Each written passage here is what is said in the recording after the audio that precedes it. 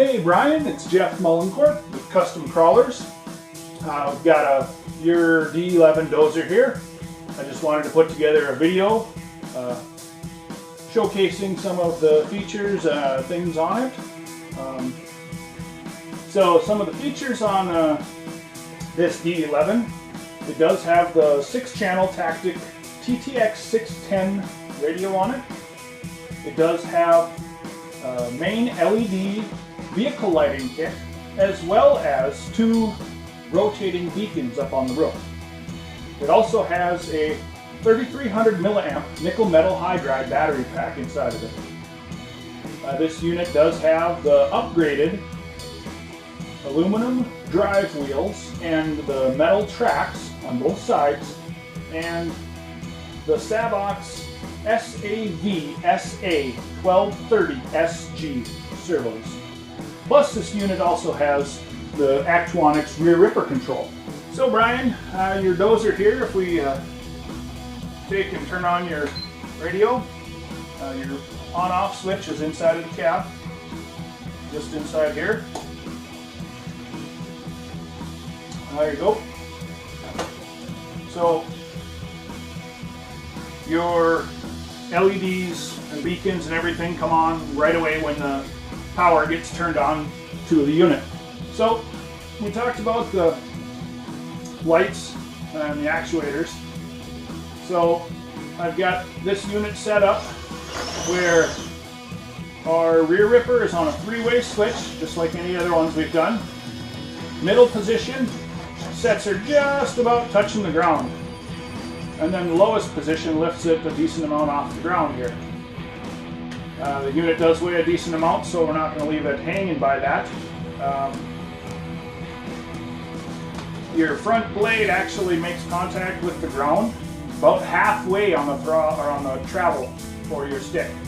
So with that making contact with the ground at about halfway on the stick, we're able to dig down considerably below the height of the vehicle. Now with the weight of the vehicle just sitting on the flat ground, those actuators and the weight of the vehicle put a decent amount of pressure down, and it might even be flexing those arms just a little bit.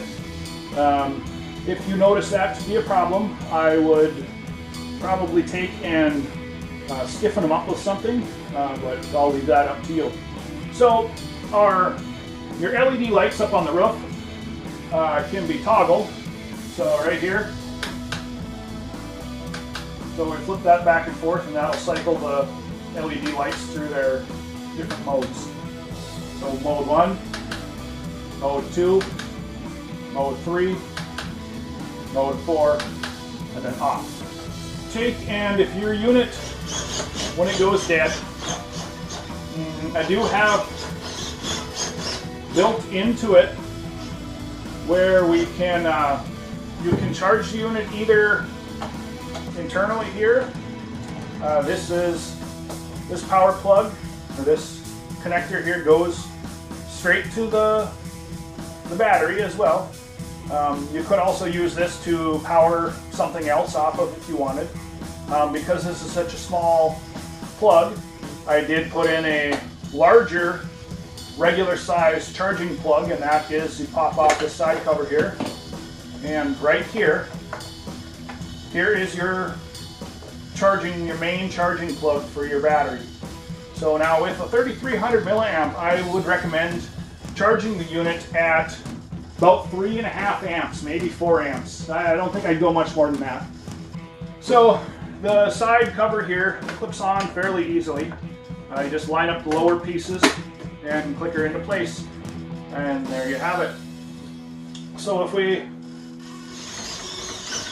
drive our unit around here, so you can see on the front end there, let's bring it a little more centered here.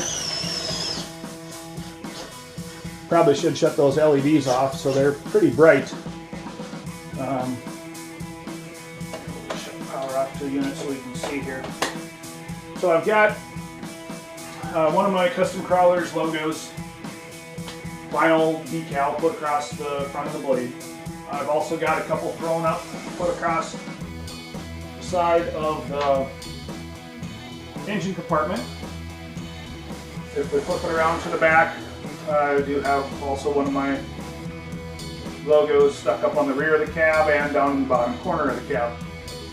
As well as that, I do have one of my main stickers, kind of labeling it up under there. I didn't do too much more than that. This is general for what I do with all my dozers.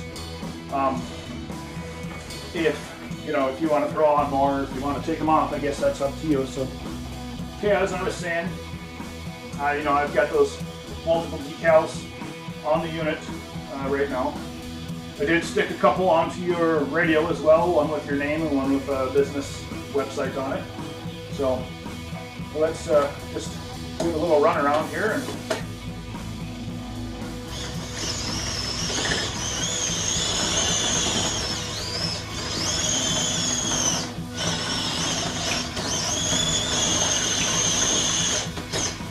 okay, and then since we're hanging close to the edge, we can drop her down.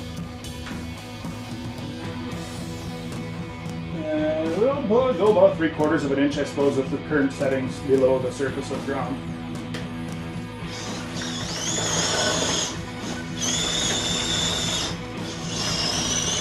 And the throttle for your track drive, it is dependent on how far you push it. So the further along you push it, the faster you're going to drive up until your max speed.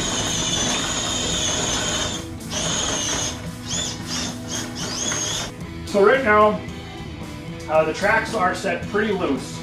I'm going to leave them just like this, just because after you've driven it for maybe a battery pack, a half battery pack, maybe you even want to try to change it out before that. But you could probably change out, take one of these links out. And how those links come out is, I don't know if you can see up into here, there's little black pins. And those black pins, they actually push out towards the inside. So you just push one of those pins out, and usually it's easiest to go from the bottom. So if you tip it on its side, maybe, something like that. I don't think I'd tip it up on its top here, so that's the weight of the unit might break your arms up here. And so with your blade here, right now I've got some M3 bolts stuck through for the adjustment for your blade, to tip your blade forward or backward. So if we tip her all the way forward, you can throw those 2 bolts back in, and that will let you, angle your blade down, and it'll lock it into place. You probably will, figure out where you like best blading with it and such. With them tipped in the back position, you're going to get a little more